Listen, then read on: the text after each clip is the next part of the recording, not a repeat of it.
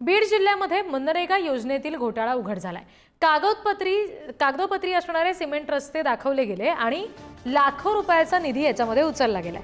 बीडच्या कुटेवाडी गावातील हा सगळा धक्कादायक प्रकार आहे। कागदोपत्री काम पूर्ण दाखवलं पण प्रत्यक्षात एक टोपलं सुद्धा सिमेंट तिथे टाकलं गेलं नाहीये। रस्त्याचं काम केलंच नाहीये, वर त्याची बिलं काढली गेली आणि त्यामुळे आता ग्रामस्थांकडून चौकशीची मागणी होतीये। अंबाबाई ते बापूराव कुटे यांच्या शेतापर्यंत जे रस्ता आहे तिथे एकही टोपलं टाकलेलं नाही आणि हा जे अकुशलचा निधी काही प्रमाणात म्हणजे उचलला आहे आणि कुशल पैशाची मागणी जिल्हा परिषदने आयुक्ताकडे केली आहे। मुख्यमंत्री साहेब, उपमुख्यमंत्री, दोन्ही उपमुख्यमंत्री साहेब, बीडचे जिल्हाधिकारी असतील, सीओ साहेब असतील, ही जर अशी परिस्थिती माझ्या गावात असेल किंवा कुठल्याही गावात असेल, एक रुपयाचं काम न करता असे पैसे उचलले गेले तर सर्वसामान्यांनी हे बघायचं कुणाकडं। आणि जी आमची परिस्थिती जी आहे, हा रस्ता नाही आम्हाला, आमचे ज्यावेळेस पेशंट असतात, कोणते दवाखान्याचे असतील, आम्हाला जाता येत नाही, ज्यावेळेस पाऊस पडतो त्यावेळेस खूप परिस्थिती होती, याचा न्याय द्यावा ही आमची प्रमुख मागणी। ग्रामीण भागातील जनतेचं जीवन सुसह्य व्हावं यासाठी शासन कोट्यवधी रुपयाचा निधी मंजूर करतं। या भागातील रस्ते, पाणी, वीज यासाठी हा निधी वापरला जावा असा उद्देश असतो, परंतु हा निधी कशा पद्धतीने भ्रष्टाचारांच्या खिशात जातो हे आपण पाहू शकतो। सध्या आपण बीड तालुक्यातील कुटेवाडी या गावाच्या परिसरात आहोत। या ठिकाणी 2 रस्ते MREGS अंतर्गत मंजूर झाले होते। आता कागदोपत्री हे रस्ते पूर्ण झालेत। आपण सध्या ज्या भागात आहोत ते हे अंबाबाईचं मंदिर आहे आणि चिरकटी नावाचा जो भाग आहे त्या भागापासून अंबाबाईचं मंदिर आणि मंदिरापासून पुन्हा बापूराव कुटे यांच्या घरापर्यंत अशा 2 टप्प्यात हे सिमेंटचे रस्ते मंजूर झाले होते।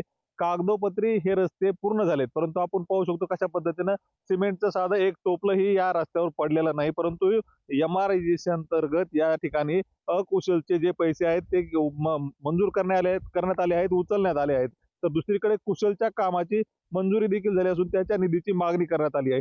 धक्कादायक बाब म्हणजे या संपूर्ण रस्त्यावर कुठेही काम झालेलं नाही।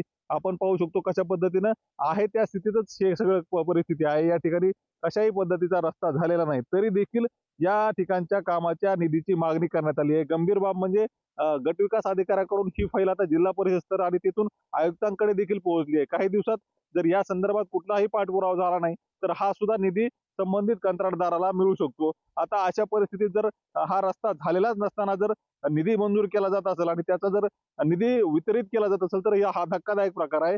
बीडमध्ये आपण पाहिलं गेल्या काही दिवसापासून असे गैरप्रकार सुरू आहेत। आता याला जबाबदार कोण आणि या जबाबदार अधिकाऱ्यावर कारवाई होणार का, हा खरा प्रश्न आहे। उदय नागरगोजे, पुढारी न्यूज, बीड। तर आपले प्रतिनिधी उदय नागरगोजे सध्या आपल्याशी जोडले गेलेत, त्यांच्याशी आपण याबाबत बोलूया। उदय, प्रत्यक्ष या गावातली परिस्थिती जर रस्त्याची आपण बघितली तर ती अत्यंत गंभीर आहे। ग्रामस्थांकडून आता कुठली मागणी केली जाते आणि ती लेखी पद्धतीत कुठे दिली जाणार आहे का यापुढे? नक्कीच रिद्धी, आपण जर बघितलं तर कुटेवाडी गावातला हा धक्कादायक प्रकार आहे। MREGS अंतर्गत जे रस्ते मंजूर झाले होते ते कागदावरच पूर्ण करण्यात आले आहेत। यातील काही निधी देखील उचलण्यात आला असून उर्वरित निधीच्या मागणीसाठी आता हे पत्र आयुक्तांच्या स्तरावर आहे। गंभीर बाब म्हणजे या रस्त्याचं जे पाहणी करणं गरजेचं होतं, परंतु ती केली गेली नाही आणि परस्पर अधिकाऱ्यांनी या संदर्भातली फाईल तयार केली आणि ती निधीच्या मागणीसाठी पाठवली आहे। आता हा प्रकार समोर आल्यानंतर तरी अधिकारी जागे होतात का आणि या प्रकरणात जे कोण दोषी आहेत त्यांच्यावर कारवाई करतात का, हा खरा प्रश्न आहे। बीड जिल्ह्यात अशा पद्धतीने कोट्यवधी रुपयाचा निधी येतो, परंतु त्याचा विनियोगच होत नसल्यानं बीड जिल्हा हा कायम मागासच राहत असल्याचं आपल्याला पाहायला मिळतंय आणि हा सुद्धा तसाच प्रकार आहे। याच्या सखोल चौकशीची मागणी आता केली जात आहे। बीडचे पालकमंत्री अजित पवार आहेत, ते यात लक्ष देतील अशी अपेक्षा या ग्रामस्थांनी व्यक्त केली आहे। रिद्धी जी, निश्चित। धन्यवाद उदय, दिलेल्या सगळ्या माहितीसाठी।